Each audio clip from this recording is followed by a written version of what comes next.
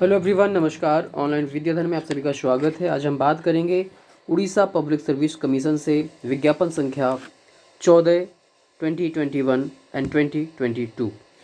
इस विज्ञापन में आप देखेंगे कि यहाँ पर जो वैकेंसीज़, इसके पहले मैंने जो आपको वीडियो दिया था वो दिया था पीजीटी के लिए, जो कि उड़ीसा पब्लिक सर्विस कमीशन से ही निकला था।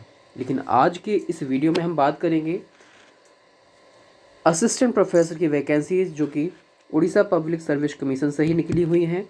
यहाँ पर लगभग 20 सब्जेक्ट से वैकेंसीज आई हुई हैं। वैकेंसीज़ की संख्या है 606। इसके आधार पर आप मान सकते हो कि वैकेंसीज अच्छी खासी संख्या में आई हैं। यहाँ पर आपको ध्यान देना होगा, अगर आप इस विज्ञापन को डाउनलोड करना चाहते हो तो इसकी ऑफिशियल वेबसाइट पर जाके आप विज्ञापन को डाउनलोड कर सकते हैं, जिसकी ऑफिशियल लिंक है upsc.gov.in। इतना गूगल पे सर्च करेंगे आपको उड़ीसा पब्लिक सर्विस कमीशन की वेबसाइट पर पहुंच जाएंगे।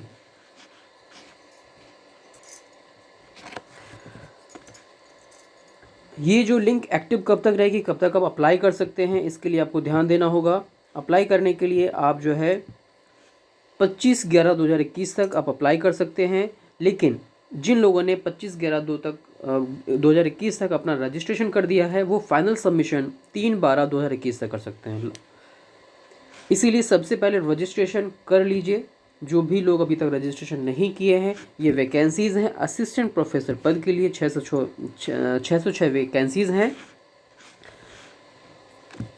ये जिस डिपार्टमेंट से आई हैं वो डिपार्टमेंट है department of higher education, government of Orissa.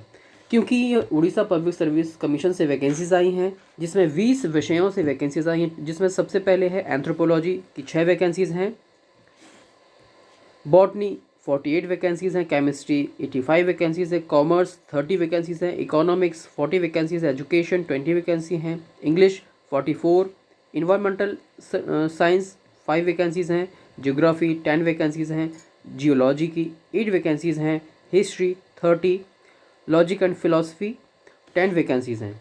इसके साथ साथ अगर हम बात करते हैं अन्य वैकेंसीज़ के बारे में, जिसमें मैथमेटिक्स की 63 वैकेंसीज़ हैं, Odia 25, physics 75, political science 10, psychology 14, sociology 12, life science 3 and geology की 68 वैकेंसीज़ है। टोटल वैकेंसीज़ की संख्या है 606। यहाँ पर अगर बात करते हैं रिजर्वेशन के अकॉर्डिंग, वैकेंसीज़ अलग अलग दी गई हैं, कैटेगराइज भी किया गया है। लेकिन आपको यहाँ पर ध्यान देना होगा कि यहाँ पर सिर्फ वही लोग अप्लाई कर सकते हैं जो कि उड़ीसा के रहने वाले हैं, क्योंकि कैटेगरी में सिर्फ वही लोग अप्लाई कर पाएंगे।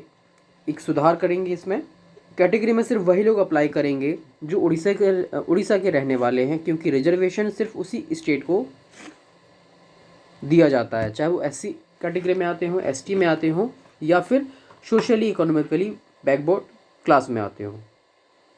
अनरिजर्व्ड में कोई भी अप्लाई कर सकता है, किसी भी स्टेट का व्यक्ति अप्लाई कर सकता है। पीडब्ल्यूडी, जो कि फिजिकली पर्सन विद डिसेबिलिटी के जो पर्सन होते हैं, विकलांग स्थिति में आते हैं, वो लोग अपना अप्लाई करते हैं अपनी कैटेगरी के अकॉर्डिंग।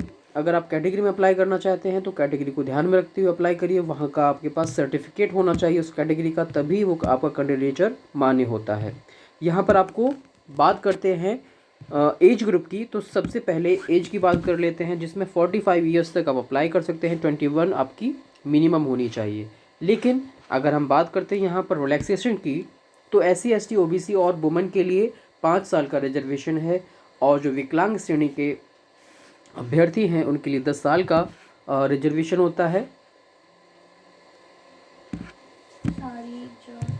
एजुकेशन क्वालिफिकेशन की बात करते हैं, तो मिनिमम जो क्वालिफिकेशन होती है वो मास्टर डिग्री आपके पास होनी चाहिए, मिनिमम 55% के साथ। आपके पास SC ST का सर्टिफिकेट भी होना चाहिए। जो कैटेगरी में आप आते हैं, अगर आप किसी कैटेगरी का लाभ ले रहे हैं, जिसमें आप शेड्यूल कास्ट है, शेड्यूल ट्राइब है, OBC है, या फिर विकलांगता का आप लाभ ले रहे हैं, तो इसके पहले आपको ध्यान देना होगा आपके पास सर्टिफिकेट हो। सर्टिफिकेट नहीं होगा तो मिनिमम जो कंडीशन रखी गई है 55% की, तो आपके पास मिनिमम 55% होना चाहिए। अगर आपका 55% नहीं है तो आपको किसी भी तरीके का इसमें लाभ नहीं दिया जाएगा। यहाँ पर एक बात और ध्यान देने वाली बात है कि अगर किसी कैटेगरी से आप बिलोंग करते हैं तो आपको 5% का रिलैक्सेशन यहाँ पर दिया जाएगा। 50% भी अगर आपका होगा तो वहाँ पर आप अप्लाई कर सकते हैं। इसके साथ साथ आपका पीएचडी हो या नेट हो, नेशनल एलिजिबिलिटी टेस्ट आपके पास होना चाहिए। मिनिमम क्वालिफिकेशन है आपका पीजी प्लस नेट, या फिर आपका पीएचडी हो आपके कंसर्न रिलेवेंट या अलाइड सब्जेक्ट में। एप्लीकेशन फ़ी की बात करते हैं तो 400 रुपये है। और अगर आप शेड्यूल ट्राइब कास्ट में आते हैं, शेड्यूल ट्राइब में आते हैं, पर्सन विद डिसेबिलिटी में आते हैं, मिनिमम 40% विकलांगता की श्रेणी में अगर आप आ रहे हैं तो आपको एग्जेम्प्ट किया गया फ़ी से, मतलब आप फ्री में अपना आवेदन कर सकते हैं। ये सारी इंपॉर्टेंट चीज़ें हैं जिनके बारे में मैंने आपको बताया।